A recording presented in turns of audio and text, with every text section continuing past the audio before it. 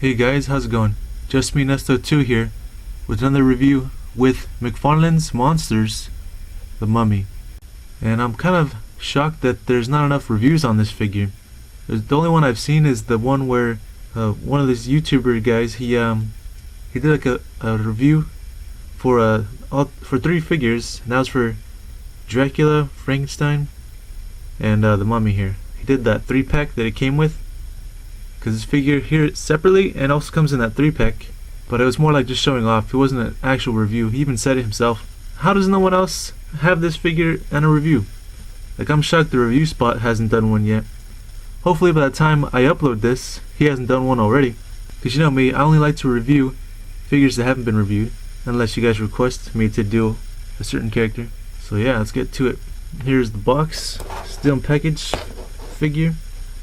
He looks good in there, and they you know, his background is just plain white, and you know they did it on purpose so the figure can stand out in there so you can see him in case you want to keep him in package.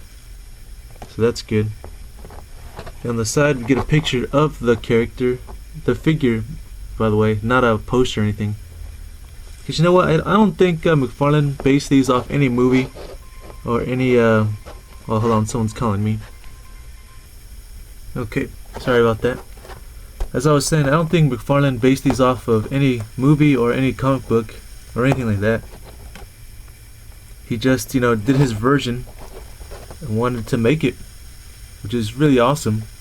But if there is some kind of comic based on this mummy, then let me know, because I like to know, but not that I know of. So on the side we get another picture of the figure with all his accessories, and it's kind of goldish to give like a cooler look to it. And on the back we get other figures. Let me fix the camera here. And then we got other characters, and okay, in the front we got the mummy.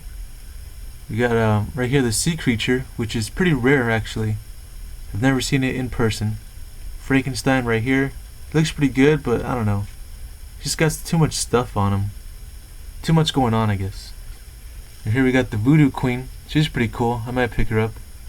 We got Dracula, who's really cool as well, but same thing like the Frankenstein. There's just too much going on.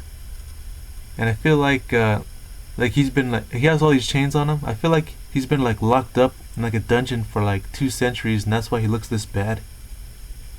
So he's only a good figure if you want to display him some kind of diorama like that, like he's a prisoner now.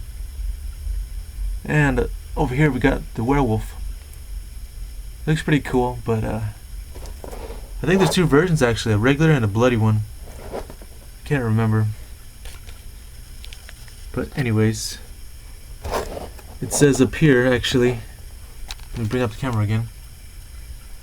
So it says right here, when you think Mcfarlane, think monsters.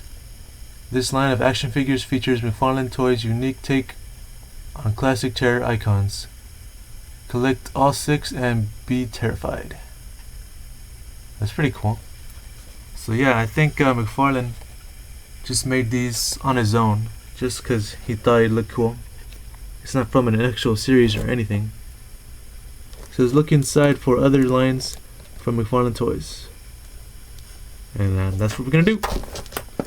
So yeah, I'm gonna open this up and give you a closer look at the mummy. Alright, and here he is out of the package, ready to be reviewed.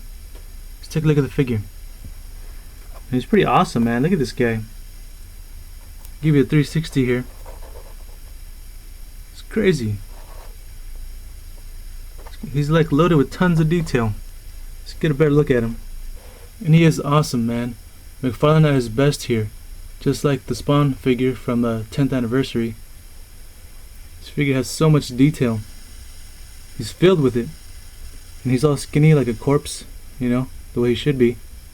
He's got all this like wrappings all over him. But not all over him though, because they're all ripped off. It's cool. Look at the feet, the legs here. So skinny. There's some blood on there. So much stuff, like he's got some kind of plating from back in the day. Look at all this detail.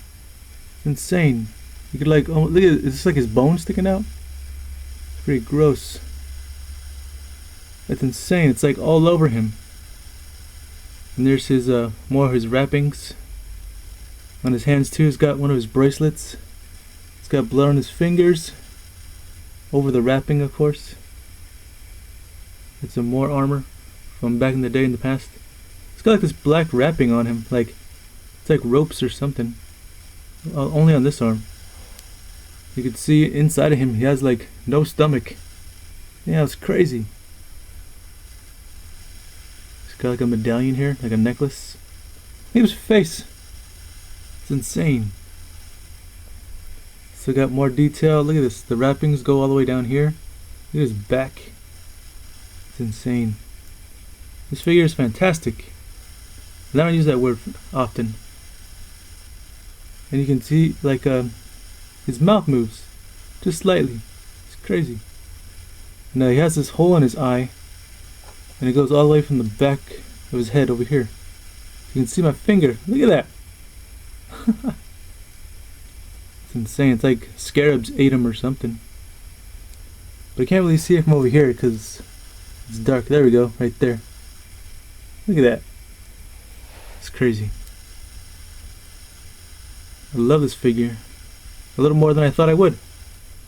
So let's get into his articulation. He actually has a lot. So he can swivel at the head, at the neck, even with the wrappings following him. And as I showed you earlier, his mouth right here articulates. And shoulders go up, slightly hindered by the wrapping. That's not a big deal. Just go down, and he can go side to side. That's awesome already. Does have a bicep swivel towards the middle, and single jointed elbow right there. And it's a good bend as well. It's crazy. And right here, swivel at the forearm. Yeah, the forearm. And hinge at the hand. Well, at the wrist. See that? It's awesome. I have to say, this figure, along with Spawn and Robocop, are like some of the best Mcfarlane has done. So, articulation, this whole arm, same thing on the other side. And on this side right here, in the middle, it's got a torso joint right there. And go a little bit up and down. Actually, it's a ball joint. Look at that. No waist twist. Doesn't need it since he has the torso joint. And the wrapping is a separate piece. So, look at the bottom of his feet. They're all bloody. Damn. But yeah, so he can actually articulate underneath, even though he can't use it. So he can go forward and back, hindered by this. Side to side as well, hindered again. And he does have a thigh cut right there. Right here. All the articulation is pretty much hidden by wrappings and other stuff. He does have bend at the knee as well, 1 point. And at the ankle, you can spin it, rotate, and you can hinge it right there. Not a lot though, but it's enough. That's cool. This figure is awesome. And for his accessories, here we go. It's got like a blade here with the design sculpted in and with blood splatter on it. So he's been using this, you know. He's not just, you know, holding it around as a staff. It's got like a hook on the bottom. So that's cool. And here's the other blade. Looks like it has like Anubis on there. That's cool. It's got a little bit of blood on this side, but not this side. It's like clean. It's only this long, but you can put it together as one staff. See this opening right here? Hole and peg. There. It's cool. Now it's one. He also comes with this snake.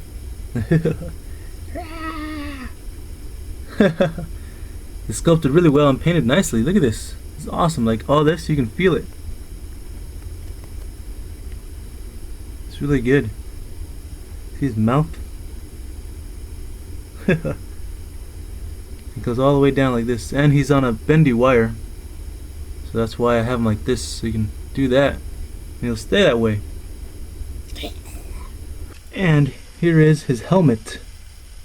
Anubis helmet with some wings on there, sculpted in. Damn, look at all these designs in paint, and it has blood splatters. Got all the way down here, all these designs with blood on it. An eyeball. It's awesome. The opening for him to go in, and on the back, not only is it detailed to sculpt it in, nice paint, but you can put the staff in here too. You can store it right there.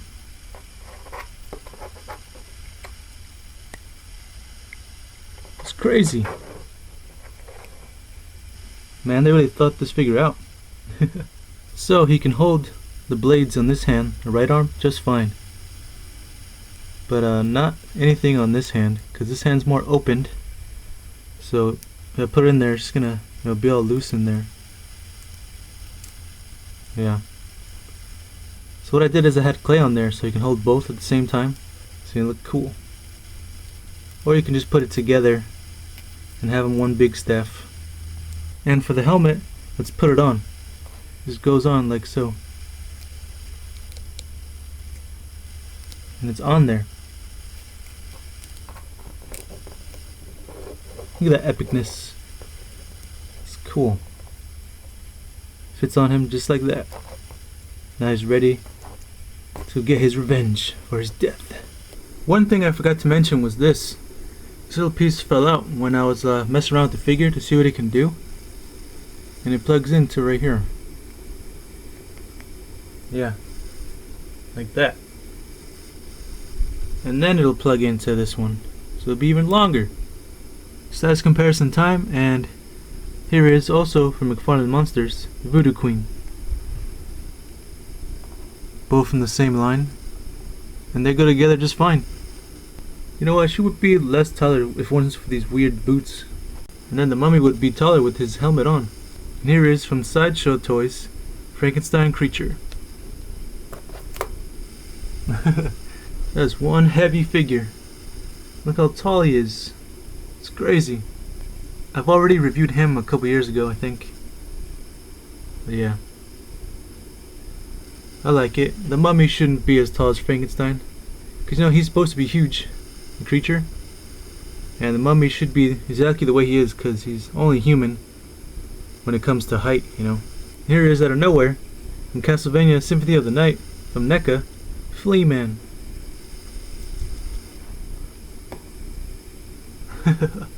I fucking hate Flea Man, man. He's so annoying. Like when you're like in the level going this way, they're just like, and they just jump and like hit you and you lose health. It's so annoying. You try to slash him with your sword and you miss. Anyways. But yeah, this 6-inch figure is looking good. Here is from Jack Specific, The Mummy Returns, Rick O'Connell. Brendan Fraser himself. I thought I'd include him since he's no stranger to the mummy universe. But he's too short, but also not standing up straight. And here he is from Hasbro, Iron Man Legends, Iron Patriot. Comic style, of course, with the Extremis armor. He's a little taller, but it's not a big deal for me. And here he is out of nowhere, from Mighty Morphin Power Rangers, Bandai, the Pudgy Pig.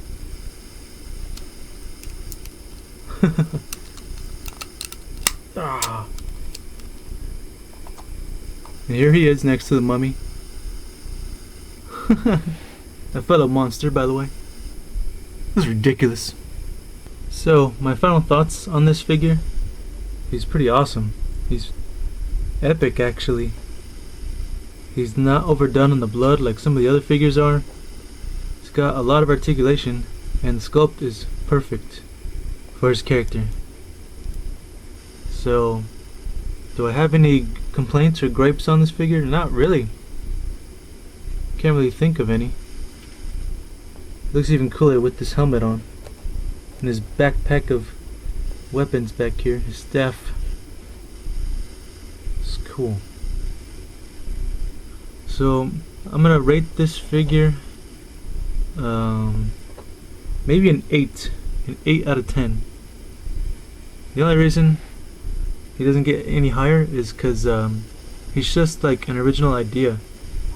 He's not based on, oh, there goes my phone. He's not based on like any cartoon or a movie, you know. It's just kind of like concept art.